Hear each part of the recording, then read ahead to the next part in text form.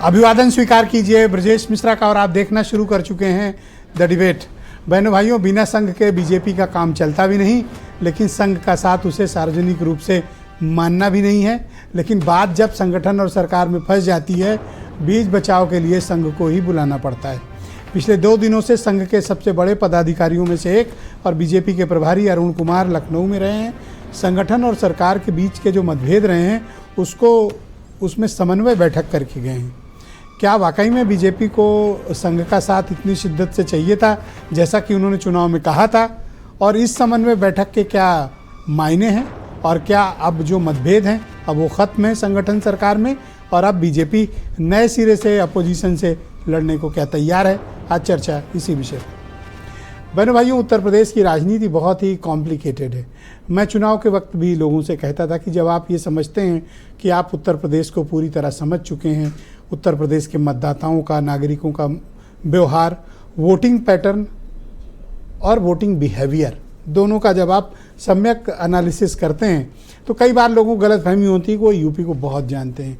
लेकिन यूपी का मतदाता बहनों भाइयों बहुत समझदार है और वो कई बार आपको ऐसे मोड़ पर झटका देता है जब आपको उसका बिल्कुल एहसास नहीं होता है।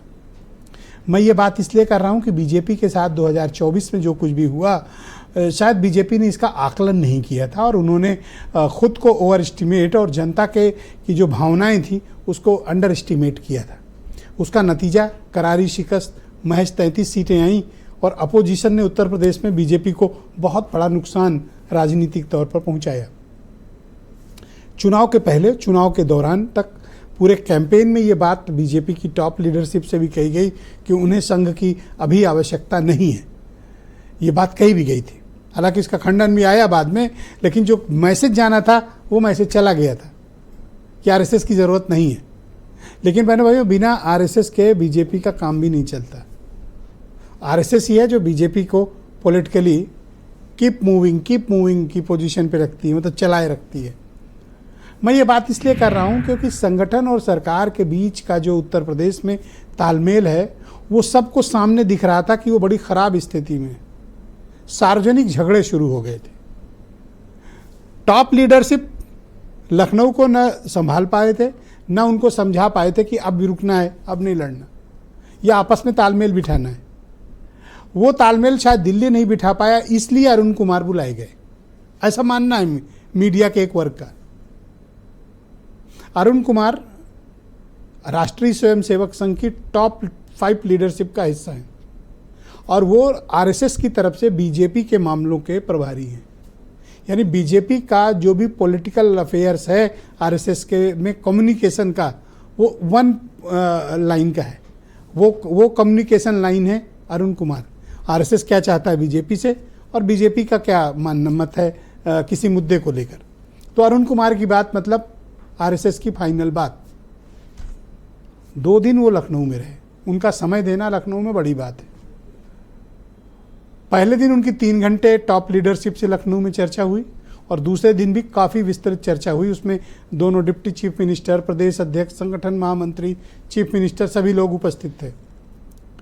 तो बहनों भाइयों, किस लिए, क्या समन्वय स्थापित करने आए थे? ऐसा क्या हुआ था कि उनको स्वयं ने आना पड़ा? कोई तो बात रही होगी। तो अगर आरएसएस के लोगों से बात करें तो कहते हैं अरे साहब ये तो रूटीन मीटिंग थी, ये तो सामान्य प्रक्रिया है और महीनों पहले मीटिंग इस तरह की तय हो जाती हैं। आप मीडिया वाले इसमें पता नहीं क्यों मसाला खोजते हैं। ऐसी कोई बात नहीं है। विचारों का आदान प्रदान, बहन भाइयों, जो दिखता है दरअसल वो होता नहीं है और जो हो रहा होता है उसकी किसी को भनक नहीं होती। तो कुछ तो बहुत कुछ चल रहा था बीजेपी के भीतर जो दिल्ली भी कंट्रोल नहीं कर पा रहा था। तो मीडिया का ऐसा मत है एक वर्ग का कि वही ठीक करने अरुण कुमार आए थे। नाउ नेक्स्ट क्वेश्चन, क्या जिस लिए आए थे वो काम हो गया? किस लिए आए थे? किनके बीच समन्वय स्थापित करना था और क्या संदेश देना था? तो इस बात को में थोड़ा सा पीछे चलिए, 4 दिन बस, ज़्यादा नहीं। रविवार को यूपी के डिप्टी चीफ मिनिस्टर, जिनकी मुख्यमंत्री के साथ तल्खी पिछले 7.5 वर्षों से चल रही है, केशव प्रसाद मौर्य, संडे को वो ज़बरदस्त बयान देते हैं कि Yogi ji is the best chief minister, बेहतरीन मुख्यमंत्री हैं और बहुत तरक्की कर रहा है यूपी उनके नेतृत्व में। हैरान हो गए लोग। अच्छा, सोचा गया कि चलो हो सकता है झटके में कह गए हों, लेकिन कल लखनऊ में बीजेपी के संगठन के मंच से कल्याण सिंह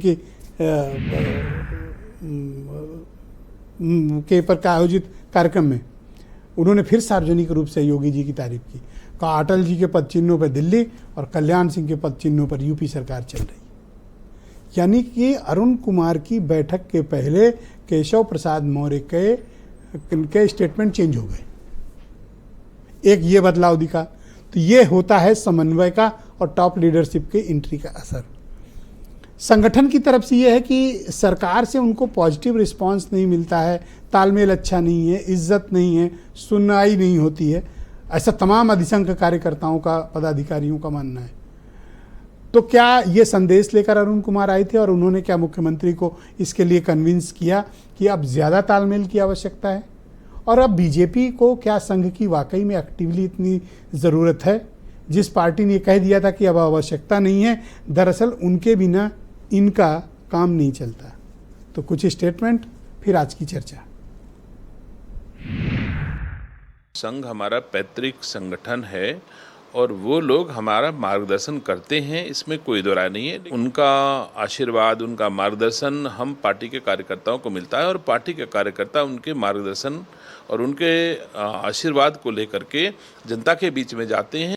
इसका ये मतलब है कि समन्वय अब पार्लियामेंट चुनाव के हारने के बाद जो परिणाम आए हैं उसको लेकर के समन्वय बनाने का प्रयास किया जा रहा है। वो बैठक करें, बहुत अच्छी बात है, बैठक में अपना समय लगाएं। कांग्रेस पार्टी और इंडिया गठबंधन हम जनता के बीच में है। जहां तक चुनाव लड़ने की बात है तो ये निश्चित है कि 10 सीटों पे जो बाई इलेक्शन है इस पे इंडिया गठबंधन 10 सीटों पे पूरी ताकत के साथ चुनाव लड़े। उनके अपने क्या मतभेद हैं उसे तो वो ज़्यादा बेहतर तरीके से समझ सकते हैं। जनता सिर्फ एक बात को समझ रही है कि जो भी जनता के लिए काम करेगा जनता उसे चुनेगी। तो बहनों भाइयों, आज की इस परिचर्चा को आगे बढ़ाएंगे। डॉक्टर शैलेंद्र शर्मा अटल जी मेरे साथ मौजूद हैं, राष्ट्रीय स्वयंसेवक संघ से के विचारक हैं। सुचि विश्वास उत्तर प्रदेश में कांग्रेस कमेटी की प्रवक्ता, मनोज काका समाजवादी पार्टी के प्रवक्ता हैं। ब्रजेश शुक्ला जी बहुत ही जाने माने पत्रकार हैं उत्तर प्रदेश के और पॉलिटिकल मामलों के बड़े एक्सपर्ट हैं। और सत्यवीर गुप्ता जी मेरे साथ मौजूद हैं, भारतीय जनता पार्टी के लीडर हैं। और वीरेंद्र सिंह जी हमारे स्टेट हेड, आपका शुक्रिया और धन्यवाद मेरे साथ कार्यक्रम में सम्मिलित होने के लिए। तो गुप्ता जी, कार्यक्रम की शुरुआत आपसे और पहला सवाल ये है कि अब तो बीजेपी ने मान लिया कि उसे संघ की ज़रूरत है, चुनाव के वक्त तो कुछ और बोल रहे थे। मिश्रा जी, बीजेपी हमेशा संगठन और सरकार निश्चित रूप से संघ का स्वयंसेवक ही बीजेपी का कार्यकर्ता होता है। संघ हमें जो सिखाता है हिंदुत्व का भाव और जनता के बीच सेवा करने का भाव, संघ के साथ साथ हम भारतीय जनता पार्टी के कार्यकर्ता बनकर पूरे प्रदेश में ही नहीं समूचे देश में जो सेवा का भाव लेकर काम कर रहे हैं। आज भारतीय जनता पार्टी पूरी तरह से अपने सरकार के साथ कार्यकर्ता आम जनता को पूरे सहयोग के साथ जो संदेश दे रही है। माननीय योगी आदित्यनाथ हमारे मुख्यमंत्री जी हैं, वो भी संघ के स्वयंसेवक पहले हैं, वो आदरणीय मुख्यमंत्री बाद में हैं। इसी तरह से माननीय प्रधानमंत्री जी नरेंद्र मोदी जी संघ के स्वयंसेवक पहले हैं। और पर ये चुनाव के समय तो कह रहे थे कि हमें जरूरत नहीं है, दिल्ली वाले कह रहे थे। नहीं, ऐसा मिश्रा जी कोई संदेश नहीं दिया है। संघ का स्वयंसेवक ही भाजपा का कार्यकर्ता होता है। हमारी बहुत से संगठन, विद्यार्थी परिषद हमारी, उसके बाद युवा मोर्चा, उसके बाद पूरे सारे संगठन की जो टीम होती है पूरी तरह से उनको संघ की शाखा पर पहले जाने का होता है। तो संघ का स्वयंसेवक और भाजपा कार्यकर्ता में कोई अंतर नहीं होता। अच्छा, विपक्ष वाले ये जानने को उत्सुक हैं कि अरुण कुमार किस लिए आए थे और क्यों बैठक की? तो ये एक्चुअल में क्या है, हमारे यहाँ संगठन में जो महामंत्री संगठन होते हैं वो संघ के द्वारा भेजे होते हैं, चाहे हमारे केंद्र में हो चाहे प्रदेश में हो। उनके माध्यम से कार्यकर्ता को दिशा निर्देश दिए जाते हैं जिससे कि कार्यकर्ता पूरी तरह से संगठन की गतिविधियों को आगे बढ़ाते रहे। तो भाई क्या संघ बीजेपी हमारे में आरएसएस रग-रग कोई में है। एक्स्ट्रा अथॉरिटी है? जी साहब, क्या बीजेपी के भीतर आरएसएस कोई एक्स्ट्रा अथॉरिटी है? नहीं, बिल्कुल है, बिल्कुल। बिना संघ के तो भारतीय जनता पार्टी, हमारी जो भारतीय जनता पार्टी भी है वो हमारा मात्र संगठन राष्ट्रीय स्वयंसेवक संगठन है। हम राष्ट्रीय स्वयंसेवक संगठन के अधीन ही हमारे जितनी भी हमारे प्रकल्प है, हमारे अनुषंगिक संगठन है, जैसे विद्या भारती है, जैसे हमारी मतलब जो है भारत विकास परिषद है, जैसे जी। हमारी सेवा हाँ, मैं भारती समझ है, गया, मैं समझ गया। उसी तरह से भारतीय जनता पार्टी है। तो ये झगड़े सुलझाने का काम भी आरएसएस करती है क्या आपस में? नहीं नहीं, ऐसा कोई बात नहीं है। संगठन हमारा भारतीय जनता पार्टी काम करती है। भारतीय जनता पार्टी का संगठन व्यापक है। कितने विश्व की सबसे बड़ा अगर कोई राजनीतिक संगठन है वो भारतीय जनता पार्टी है। और भारतीय जनता पार्टी के माननीय प्रदेश अध्यक्ष जी, माननीय राष्ट्रीय अध्यक्ष जी पूरी तरह से इसमें, हाँ, संस्कार होना बहुत जरूरी है। कार्यकर्ता में संस्कार। अच्छा गुप्ता जी, एक बात बताओ कि आपने देखा होगा कि 7.5 साल काफी मतभेद रहे हैं पॉलिटिकली केशव जी में और योगी जी में, पर मैं देखा कि अरुण कुमार जी की मीटिंग के पहले तो बदल गए सब लोग। ये कैसे हो गया? ये मतभेद नहीं, अपना अपना विचार होता है। माननीय हमारे उप मुख्यमंत्री जी आरक्षण को लेकर उन्होंने अपनी मांग रखी थी, मांग पत्र दिया था, और उस मुद्दे पर माननीय मुख्यमंत्री जी ने उनकी मांग को, अब आरक्षण के विषय पर पूरी तरह से उनको पूरा प्रयास किया। आज प्रदेश में उसी माननीय मौर्य जी के ही माध्यम से पूरा आरक्षण माननीय मुख्यमंत्री जी लागू कर रहे हैं। तो ये तो चलता रहता है। राजनीति में जनता को लाभ देने के लिए अपने अपने सोच के आधार पर प्रत्येक कार्यकर्ता काम करते हैं। माननीय उप मुख्यमंत्री जी, आपका धन्यवाद। माननीय ब्रिजेश पाठक जी, हमारे साथ जुड़े रहिएगा। डिबेट के दूसरे चरण में आपके बाकी विचारों को हम सम्मिलित करेंगे। मनोज काका समाजवादी पार्टी के प्रवक्ता हैं। ये बड़ी उम्मीदें लगाए ये और इनकी पार्टी बैठी थी कि बीजेपी के भीतर कुछ झगड़ा होगा और गगरी फूटेगी, पर गगरी नहीं फूटी। और कल तो 2 दिन के भीतर तो गगरी सीमेंटेड कर दी गई। तब से काफ़ी दुखी लग रहे हैं आप मनोज जी। नहीं, एक तो यह है कि जो आपने बात कही कि हम बड़ी उम्मीदें लगाए रखे थे। हम लोग समाजवादी लोग हैं और समाजवादी लोग किसी के घर में किसी तरह का कोई कला हो, विवाद हो, झगड़ा हो, इसकी उम्मीद नहीं लगाते हैं। लेकिन समाजवादी लोग ये उम्मीद जरूर करते हैं कि किसी के घर में, परिवार में, समाज में, देश में जो कमजोर तबका हो उसका हक दिया जाए। हालांकि जिस संगठन पर आज आपने बहस रखा है वो 1925 से उसका इतिहास यही रहा है कि जिस मुल्क को आज़ादी हमारे अनगिनत बलिदान देने पर मिली, उस मुल्क के तिरंगे पर भी अगर किसी संगठन ने सवाल खड़ा किया इस देश में, तो उसी आरएसएस के लोगों ने, गोलवलकर ने सवाल किया कि ये जो इसमें 3 रंग है बड़ा अशुभ है। लेकिन देश का भला कि हमारे प्रथम गृह मंत्री पटेल जी ने कहा कि नहीं, अब इन्हें इतना ही पता नहीं है कि 3 तो हमारे आराध्य देव हैं, ब्रह्मा विष्णु महेश।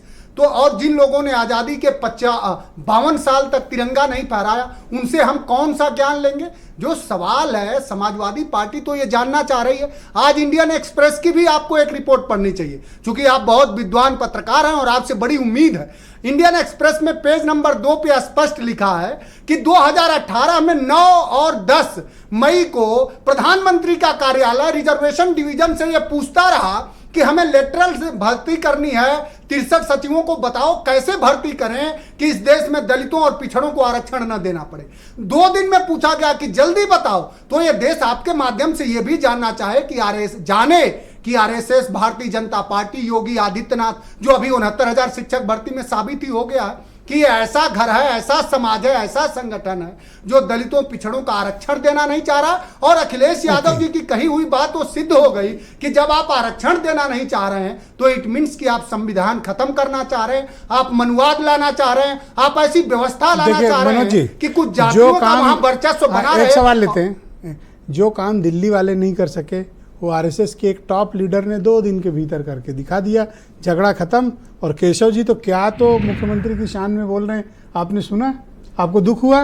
नहीं, देखिए, क्योंकि आप तो ऑफर लिए घूम रहे थे उनके लिए। अरे हम लोग तो हमेशा ऑफर उनको इसलिए राष्ट्रीय अध्यक्ष जी ने दिया था कि चूंकि वो मानते थे कि पिछड़े तबके से हैं, हो सके अगर इनका कल्याण वहां नहीं हुआ तो हम लोग ऑफर दे करके जो उनकी मन स्थिति थी उसका ठीक करना है। और आरएसएस का चाहे जितना कीर्तन, चाहे जितना आप जानते हो, लेकिन ये देश जानता है कि आजादी के नायक पूज्य गांधी के हत्या में भी किसका कौन सा संगठन था। निश्चित रूप से आरएसएस का ये नाम काम आया। तो बड़ा और किया जिस कि मिला RSS दिया। अरे सुनिए साहब, दोस्ती करा दी।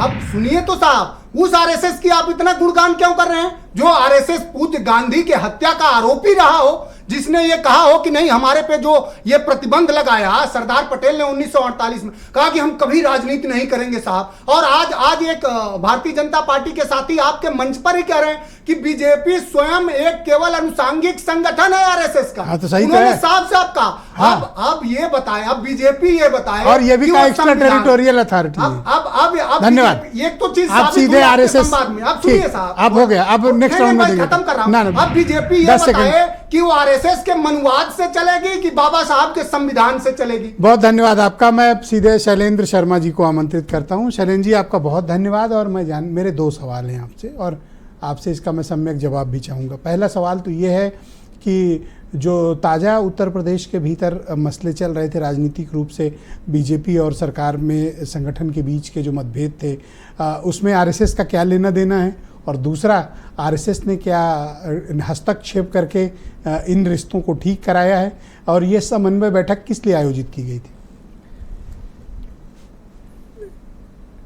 अभी आपने जैसा कहा कि भारतीय जनता पार्टी संघ का एक आनुषांगिक संगठन है, और सिर्फ भारतीय जनता पार्टी नहीं, 100 से अधिक ऐसे संगठन हैं जो विभिन्न क्षेत्रों में काम कर रहे हैं। समवैचारिक संगठन है, संघ की प्रेरणा से काम करते हैं। और भारतीय जनता पार्टी भी आवश्यक नहीं है कि जितने लोग हैं सभी संघ के स्वयंसेवक ही हों, और यह भी आवश्यक नहीं है कि जो स्वयंसेवक हो सिर्फ भारतीय जनता पार्टी में ही काम कर रहा हो। अभी 2 दिन पूर्व संघ के बहुत ही वरिष्ठ प्रचारक बाल जी का निधन हुआ, और उसके बाद में मैंने सोशल मीडिया पर जो पोस्ट डाली तो उसमें श्रद्धांजलि देने के लिए Samajwadi party, Congress party, Bahujan Samaj party के नेताओं ने भी हमारे वाल पे आकर के अपनी अपनी टिप्पणियां और श्रद्धांजलि अपने ढंग से प्रस्तुत की। हमें यह नहीं भूलना चाहिए कि देश के पूर्व राष्ट्रपति प्रणब मुखर्जी संघ के दीक्षांत समारोह में नागपुर गए थे। हमें यह भी नहीं भूलना चाहिए कि सरदार पटेल ने अलग अलग अवसरों पर संघ के स्वयंसेवकों की भूमिका को प्रशंसनीय बताया है। हमें यह भी नहीं भूलना चाहिए कि जम्मू कश्मीर अगर आज भारत का हिस्सा है तो उसमें राष्ट्रीय स्वयंसेवक संघ और परम पूज्य सर संचालक तत्कालीन गुरु गोलवलकर जी की महत्वपूर्ण भूमिका थी। लेकिन इसके लिए इतिहास का अध्ययन करने की आवश्यकता होती है। फोरम पर आकर के अनर्गल किसी प्रकार का प्रलाप करके कुछ भी कह के चले जाना कि गोलवलकर जी ने कहा और संघ कार्यालय पर झंडा नहीं फहराया जाता।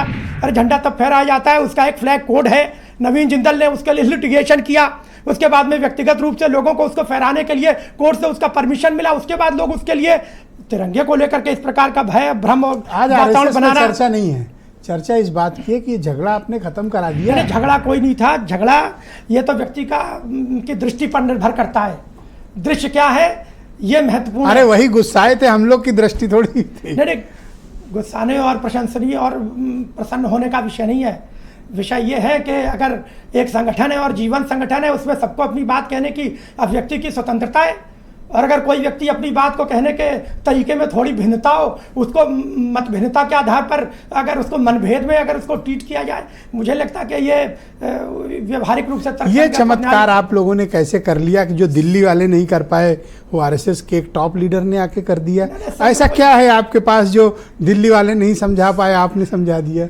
कुछ तो है आपके पास। संघ कोई चमत्कार नहीं करता। संघ दैनंदिन जीवन में सतत रूप से शुद्ध सात्विक प्रेम अपने कार्य का आधार है।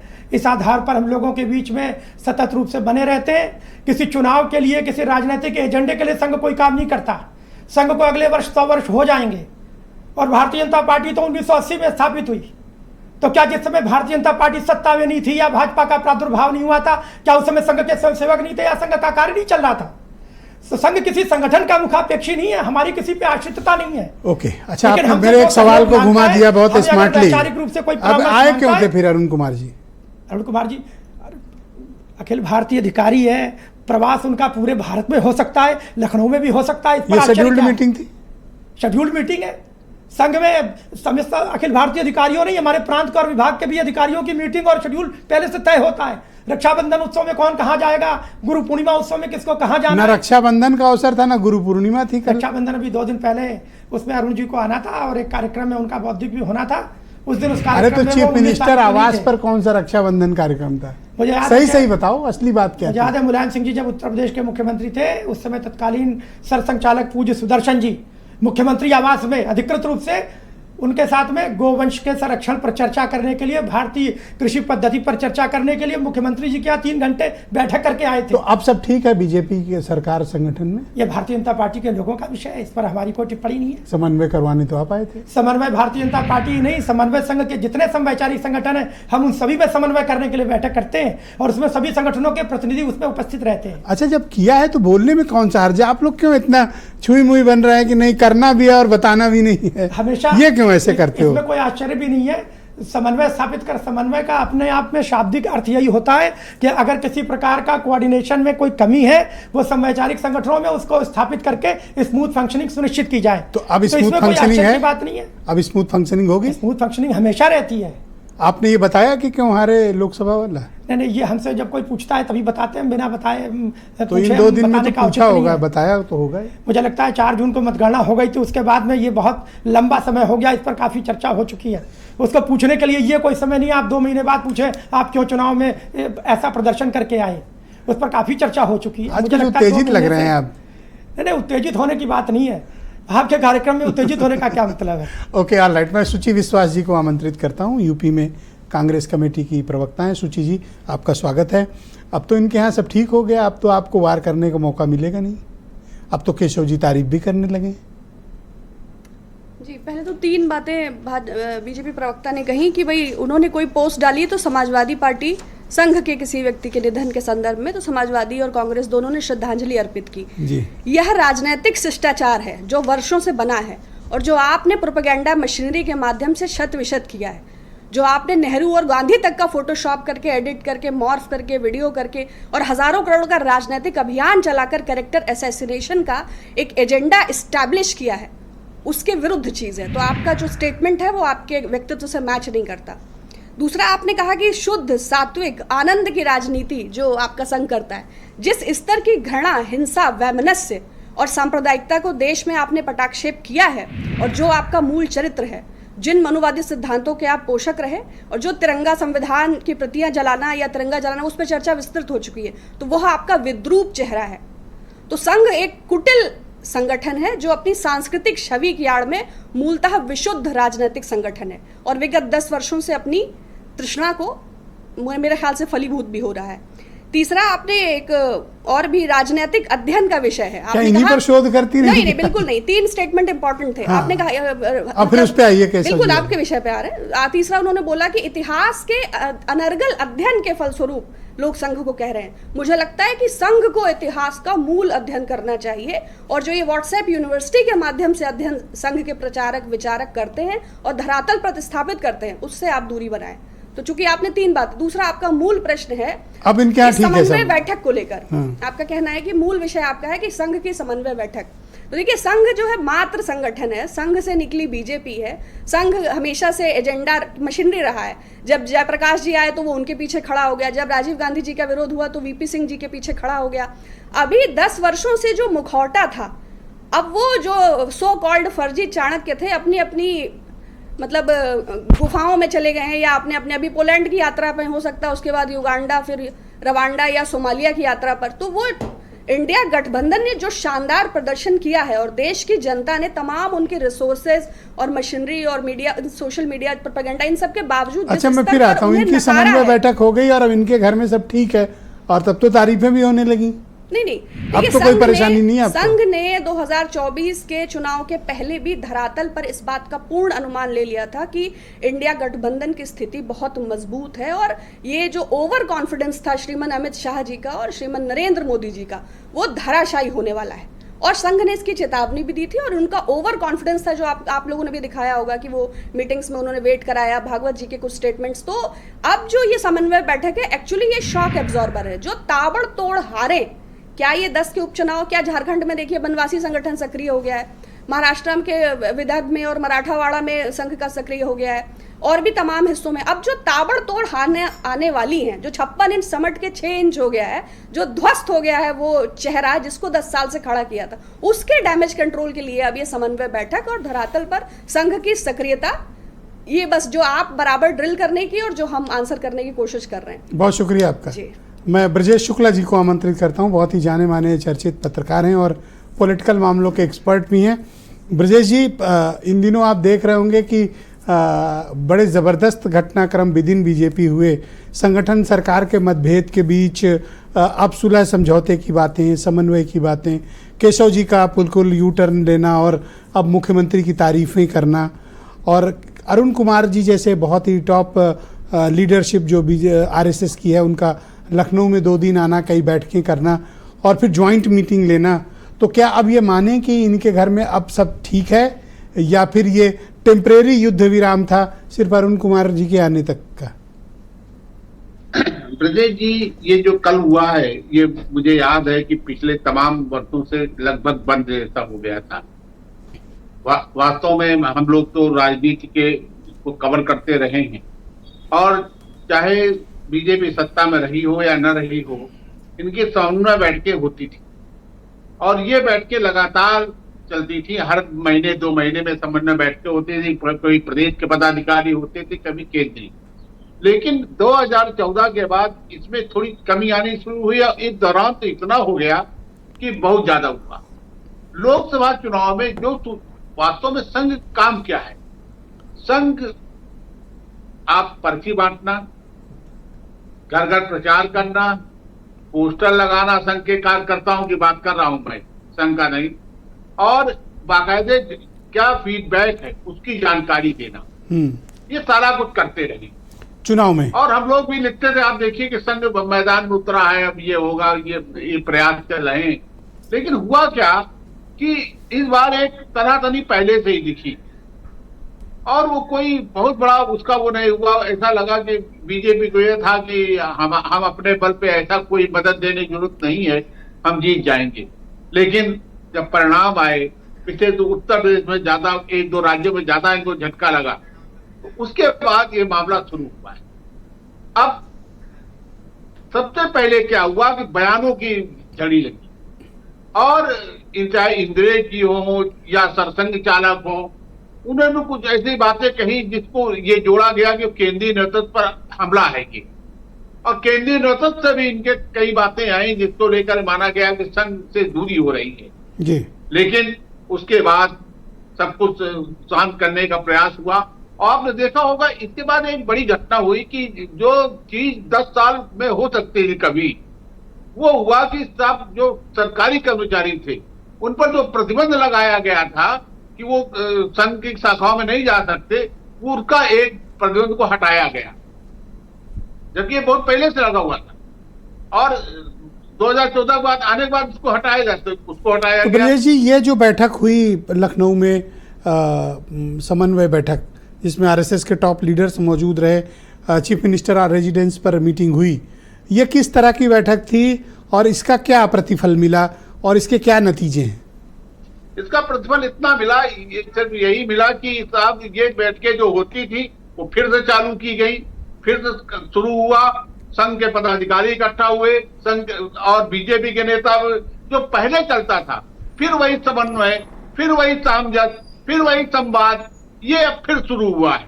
अब कितने ये कल वाला क्या संवाद था? ये आपस के असहमतियां जो थी संगठन सरकार की, उसको लेके चर्चा हुई या फिर सामान्य बैठक थी जैसा कि आरएसएस क्लेम कर रहा है? ये तो शेड्यूल्ड मीटिंग थी ब्रजेश जी, ये सामान्य बैठक नहीं थी, ये बड़ी महत्वपूर्ण बैठक थी। इसमें ये सारी सूचनाएं जो संघ के पास थी उसका आदान प्रदान हुआ नहीं, जो विवरण कहते हैं, आप 10 घंटे बैठक करिए उसके बाद वो कहते हैं कि साहब विवरण लिया और दिया जा रहा था। तो ये विवरण देना, संघ के पदाधिकारी विवरण ले रहे थे, दे रहे थे लोग। तो ये संगठन कसा गया है या सरकार कसी गई? नहीं, सरकार भी थी इसमें बीजेपी भी थी, प्रदेश अध्यक्ष भी थे, इसमें संघ भी था और इन लोगों ने मिलकर के कि क्या कारण रहे, क्या कारण हो सकते हैं आगे, कैसे इसको फिर दुरुस्त किया जा सकता है, वो कौन से कारण थे जिनके कारण ये सारी चर्चाएं हुई हैं इस बैठक में। और एक बात और बताइए ब्रजेश जी, ये भी तय हुआ है कि जल्द ही इस तरह की बैठकें और होंगी और हर महीने 2 महीने बाद ये समन्वय। एक सवाल और है ब्रजेश जी, हाँ, ये केशव जी आजकल बहुत तारीफ पे तारीफ, तारीफ पे तारीफ, कुछ ये है क्या बात? कुछ आप स्मेल कर पा रहे हैं? ये मन से है या फिर कुछ बात है? नहीं, देखिए 7 साल पहले उनको जो बात मन में थी केशव प्रसाद मौर्य के मुख्यमंत्री न बन पाने वाली, वो टीस तो है उनके दिमाग में, लेकिन ये वो जानते हैं कि केंद्रीय नेतृत्व जब तक नहीं चाहेगा तब तक परिवर्तन नहीं हो सकता है। और उन्होंने उनसे भी कहा भी गया है, वास्तव योगी को हटा देना बहुत आसान नहीं है। तो क्या आपको लगता है कि योगी जी को बहुत स्ट्रांग बैकअप है आरएसएस का? ये पूरा आरएसएस भी है इसमें और बीजेपी का केंद्रीय नेतृत्व भी है। और बीजेपी के केंद्रीय नेतृत्व के दखल और उसके पंसा के अनुरूप ही यह बैठक हुई है। तो बाकायदे योगी से उन लोगों से कह दिया गया है कि समन्वय से चलना है, संवाद से चलना है, आपस में मिलकर चलना है। ये जो बयान आ रहे हैं, बयानों परहेज करना है, तो ये सारी बातें कही गई हैं। बहुत शुक्रिया ब्रजेश जी, हमारे साथ जुड़े रहिएगा। वीरेंद्र जी भी आ गए हैं डिबेट में। वीरेंद्र जी, स्वागत आपका। मैं आपसे जानना चाहता हूं कि 2 दिन तक लगातार आपकी टीम बहुत क्लोजली मॉनिटर करती रही अरुण कुमार जी के मूवमेंट को, जो पॉलिटिकली उनका मूवमेंट यूपी में था। किस तरह की समन्वय बैठक थी, किस तरह के मुद्दे डिस्कस हुए और क्या मीडिया के पास जानकारी साझा हो पाई? और दूसरा, क्या अब ये लोग मिलकर चलेंगे? देखिए, अपने यहाँ एक धार्मिक नारा चलता है कि हारे का सहारा भोले बाबा हमारा। तो अब बीजेपी के सामने जो सहारा है वो संघ परिवार का सहारा है, और उसके सहारे के बिना लोकसभा चुनाव में बीजेपी ने अपना हश्र देख लिया। ब्रजेश जी, जो भाजपा को उत्तर प्रदेश में झटका लगा है वो मोदी युग के उभार के बाद उत्तर प्रदेश में ये पहली बार ऐसा हुआ है। 2014 से लगातार बीजेपी बढ़त पे थी और मोदी का जो मैजिक था वो लगातार कायम था। लेकिन आप देखिए कि यूपी से बीजेपी को बहुत नुकसान हुआ। तो स्वाभाविक है कि आरएसएस अलग थी, संघ के लोगों ने पिछले चुनाव में लोकसभा में उस हिसाब से सक्रियता नहीं निभाई, ना उन्होंने ज़रूरत दर्शाई। लेकिन जो मीटिंग हुई कल, उसमें ये बात साफ हुई है कि एक साथ रहना है।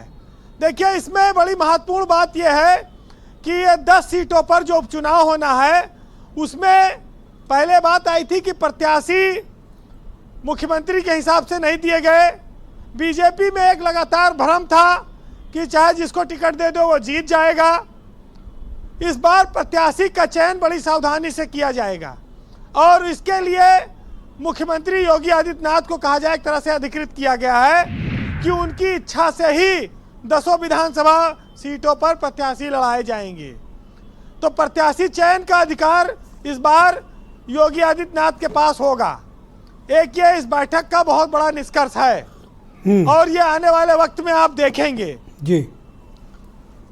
आरएसएस के लिए उत्तर प्रदेश बीजेपी के लिए हमेशा एक प्रयोगशाला रही है और इस प्रदेश में जनाधार खिसकेगा इसकी कल्पना वो नहीं कर सकते।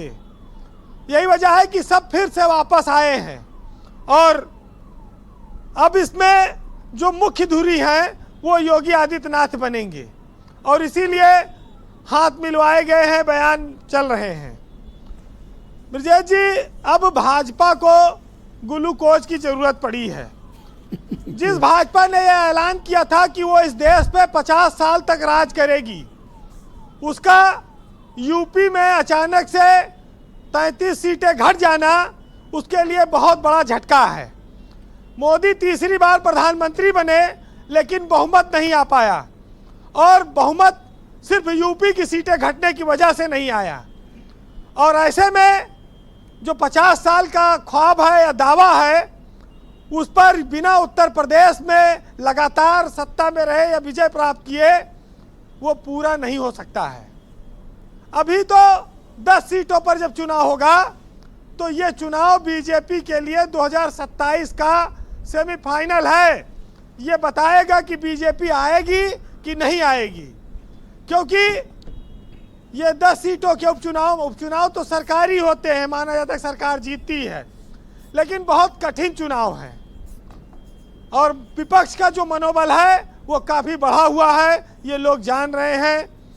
और यूपी में एक पिक्चर आई थी ब्रजेश जी, जब अभी विधानसभा सत्र चला जी, कि एक पिक्चर रिलीज हुई चच्चा को गच्चा, और अभी कल एक पिक्चर फिर से रिलीज हुई कि मिले सुर मेरा तुम्हारा और सुर बन गया हमारा। तो अब सच में एक समाजवादी की तरफ से रिलीज हुई, एक भाजपा की तरफ से। अब ये देखिए कौन कितनी हिट होती है, दर्शक किसे पसंद करते हैं। लेकिन लोकसभा चुनाव के दौरान जब ये बात आई कि भाजपा को किसी और संगठन की ज़रूरत नहीं है, उसके बाद का जो परिणाम आया उसने विवश किया इन नेताओं को कि नहीं, अब जो सबका साथ सबका विकास था वो पहले अपने घर में लागू करना पड़ेगा। संघ को लोग थिंक टैंक कहते हैं, भाजपा का मार्गदर्शक कहते हैं, बहुत कुछ वो बीजेपी के लिए करती है, राष्ट्रवाद का नाम भी वही चलाते हैं। अब बिना संघ के ये संभव नहीं था कि आगे उत्तर प्रदेश में फिर से किसी तरह से कब्जा जमाया जाए, फिर से उसी स्थिति में पहुंचा जाए जो 2019 और 14 में थी।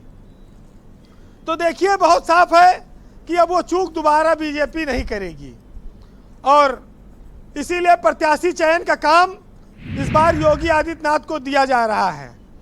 नेताओं में जो गुटबाजी थी, विरोधाभास था जी, केशव मौर्य के बाद से वो अचानक से जो है वो काफ़ी हद तक पटता हुआ दिखाई पड़ रहा है।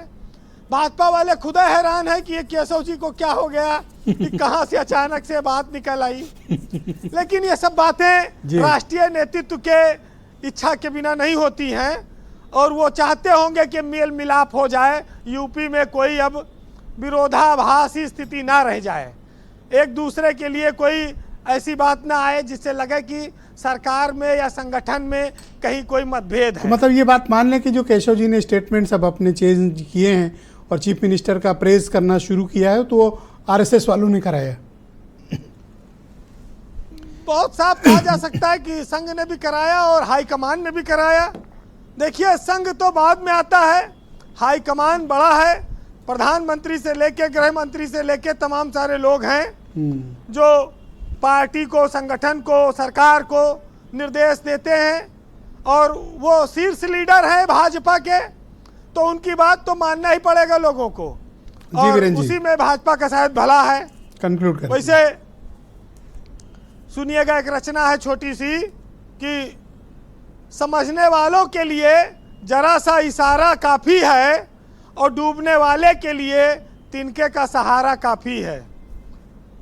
और जो डूबने से डरते हैं वो क्या खेलते हैं सागर से, उनके लिए तो बस सागर का एक किनारा काफ़ी है।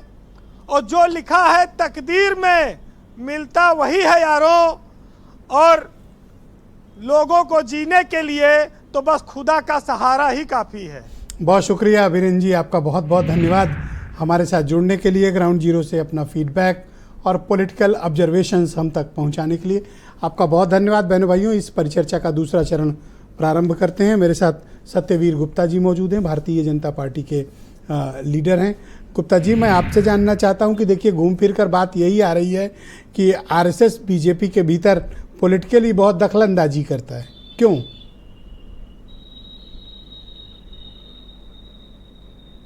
गुप्ता जी, आप मुझे सुन पा रहे हैं?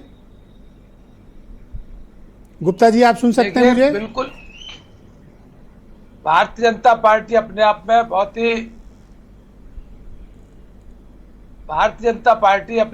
बहुत व्यापक राष्ट्रीय संगठन है। ये अंतर्राष्ट्रीय स्तर पर सबसे बड़ा कोई राजनीतिक दल है तो भारतीय जनता पार्टी है। भारतीय जनता पार्टी का कार्यकर्ता पूरी तरह से राष्ट्र प्रेम की भावना को लेकर पूरी तरह से इसे जमीन से जुड़कर काम करता है। वार्ड स्तर से लेकर पूरे नगर स्तर से जिला स्तर तक, जिले से लेकर हमारे प्रदेश स्तर तक के राष्ट्रीय संगठन का ये पूरा प्रदेश भारतीय जनता पार्टी के कार्यकर्ता एकजुट होकर अपने प्रदेश को ऊंचाइयों पर ले जाने का काम करते हैं। माननीय योगी आदित्यनाथ जी के नेतृत्व में भारतीय जनता पार्टी जिस तरह से कमल खिला रही है, उस कमल को खिलाने का काम इन उपचुनाव में भी होगा। हमने जरूर देखा ये लोकसभा के चुनाव में लेकिन कहीं भारतीय संगठन जनता के पार्टी बहुत से लोग हो नाराज सकता हैं, वो कहीं कहते हैं कहीं कि सरकार कमजोर रह में गई। हमारी सुनवाई लेकिन नहीं होती, हमारे काम नहीं होते हैं, 2027 का हमें संसद इज्जत सत्र नहीं पड़ा मिलती है। जाएगा। ये पीटीए का नारा देकर समाजवादी पार्टी या कांग्रेस या गठबंधन ने इस तरह के काम किया, लेकिन हम ये बात को मानते हैं कि ये पीटीए बिल्कुल फेल हो गया है। पीटीए में कुछ नहीं रहा है, ये केवल समाज को भ्रामक तरीके से अल्पसंख्यकों का वोट बटेने का काम किया। ओके, ये समाजवादी सतवीर जी, पार्टी मुझे सुन और पा रहे हैं कांग्रेस आप?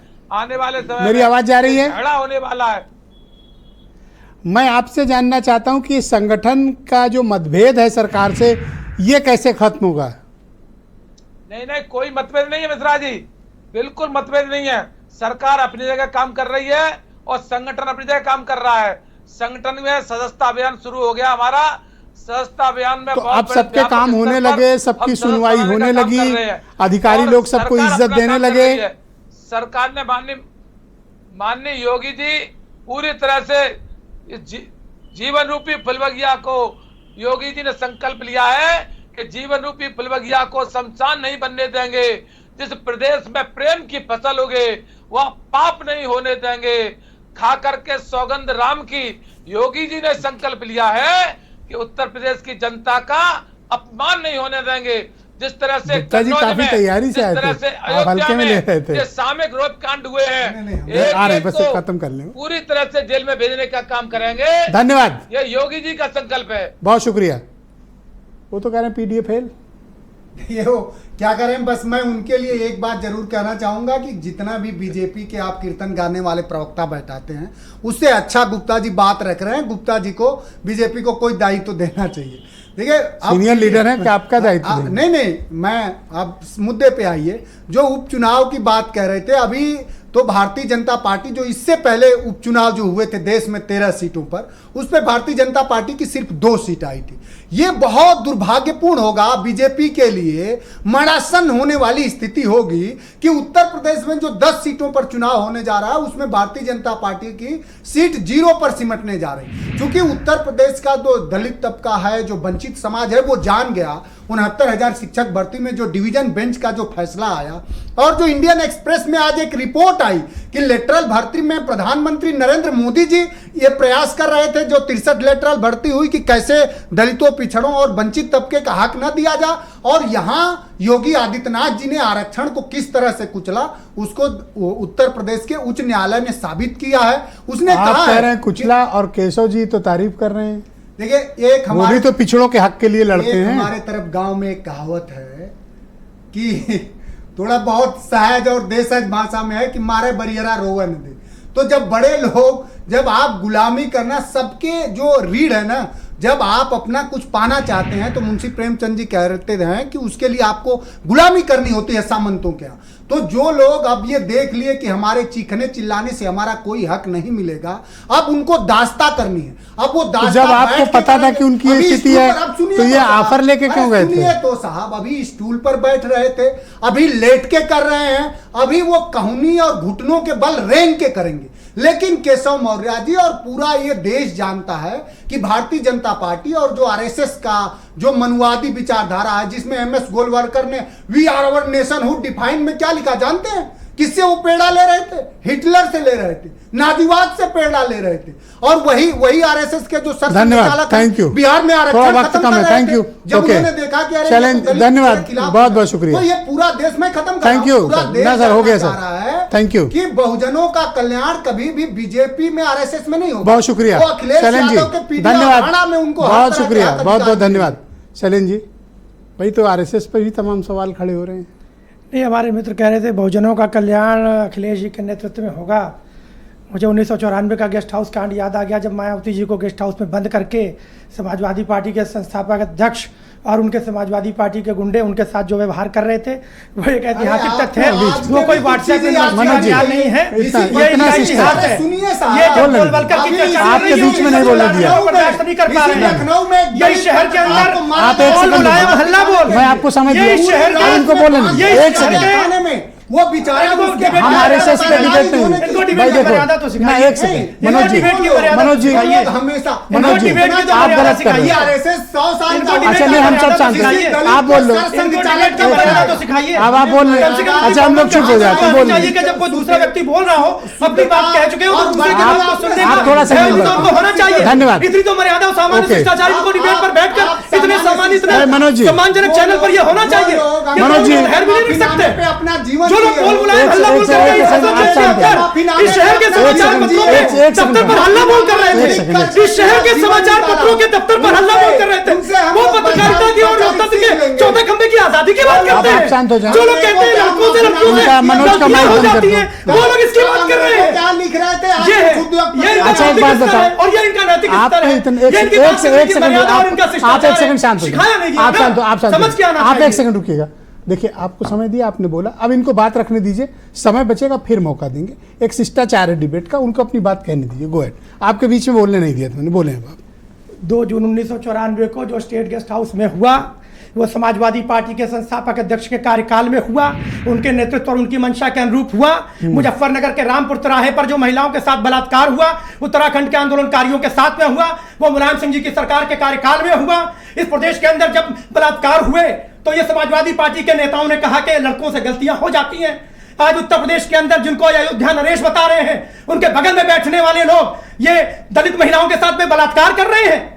आज यहाँ इनके साथ में जो इनके आराम से बात करें, लोग कोई हैं, तेज वो नहीं नवाब सिंह यादव बलात्कारी, वो इनके संरक्षण में रहता है और ये महिलाओं और पीड़ित के दायित्वों की और उसके सम्मान की बात करते हैं। Alright, thank you sir. अगर पानी में डूब मरना चाहिए। ऑलराइट, अब उत्तेजना की कोई जरूरत नहीं। और दूसरी बात हमारे कांग्रेस की भी तो बात कर रही थी, उसका भी जवाब दे दूं। एक सेकंड देश जाने राष्ट्रीय स्वयंसेवक संघ पर, मैडम माननीय ब्रजेश जी एक मिनट, आप दूंगा समय मैं कांग्रेस की प्रवक्ता का जवाब दे दूं। 20 सेकंड दे, राष्ट्रीय only। स्वयंसेवक संघ पर जो सांप्रदायिक आधार पर विभाजन की बात कर रहे थे, वो इस देश को सांप्रदायिक आधार पर विभाजन करने के लिए जिम्मेदार है।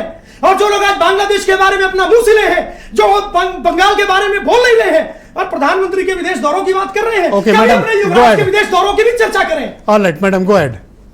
देखिए, अयोध्या की हार के बाद भारतीय जनता पार्टी और राष्ट्रीय स्वयंसेवक संघ को स्पष्ट संदेश प्राप्त हो गया है कि देश में सांप्रदायिक राजनीति का अंत हो गया है और इसकी पुष्टि चित्रकूट में भी हो गई, बद्रीनाथ में भी हो गई, रामेश्वरम में हो गई।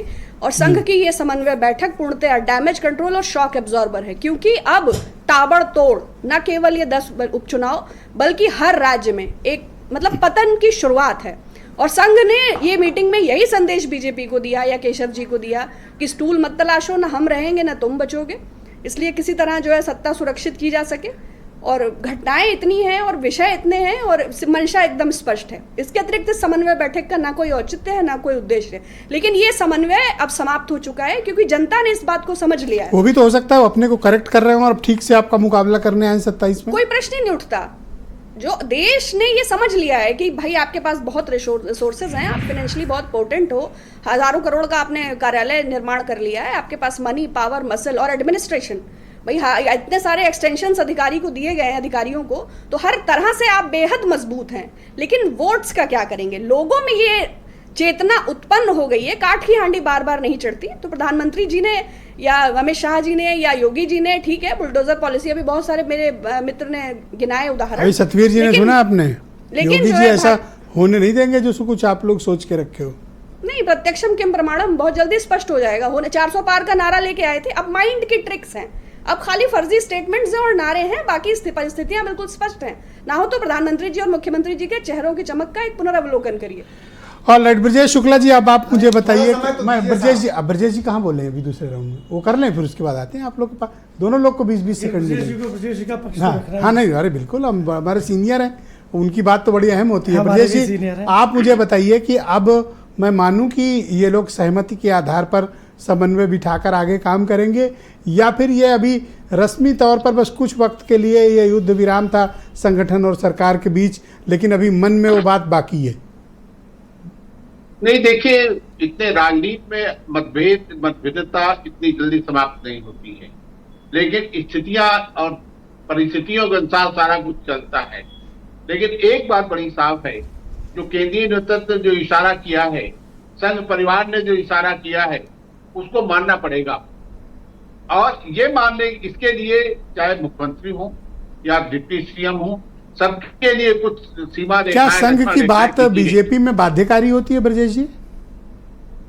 बहुत हद तक बाध्यकारी होती है। कारण क्या है कि मैं तो अब तो थोड़ा कम हुआ है, मैं यही कह रहा था, लेकिन जब टिकट बंटते थे तो मैं बहुत देखा सुना करता था, तो लोग मुझसे कहते थे कि मेरा तो लगभग फाइनल है, मैं नागपुर भी हो आया। तो मैं अच्छा, पहले कहा जाता था? हाँ, पहले कहते थे, अब ये चर्चा नहीं होती। अभी क्या टर्मिनोलॉजी है इस वक्त? इस वक्त देखिए, इस वक्त ये बात आपकी सही है कि इस बार के चुनाव मैंने आरएसएस के दबाव वाली बात नहीं सुनी, मतलब टिकट वितरण में उनको लगता है ज्यादा महत्व नहीं मिला। नहीं, किसी की राय नहीं दी गई। यही तो शिकायत बीजेपी और संघ दोनों में है, संघ परिवार में, कि किसी एक बैठकें होती थी, सबकी अलग अलग रिपोर्ट आती थी, रिपोर्ट के आधार पर प्रत्याशी का तय होता था कि इसकी लोकप्रियता क्या है। इस बार एक तरफा एक निर्णय आया, किसी की नहीं सुनी गई कि साहब इस सबका जो टिकटता रिपीट कर दिया गया। अब उसके बाद जब चुनाव परिणाम आ गए तब ये मुद्दा उठा। अब अच्छा, फेसबुक पर मैं देख रहा हूँ लाइव जा रहा है डिबेट, तमाम लोग लिख रहे हैं कि ये पूछिए ब्रजेश जी से कि अब ये झगड़ा खत्म, इन लोगों का संगठन सरकार का, आप सबको इज्जत मिल रही है, सबके काम होने लगे या नहीं होने लगे? अभी कोशिश हो रही है, अभी विधायकों के पास फोन गए थे कुछ।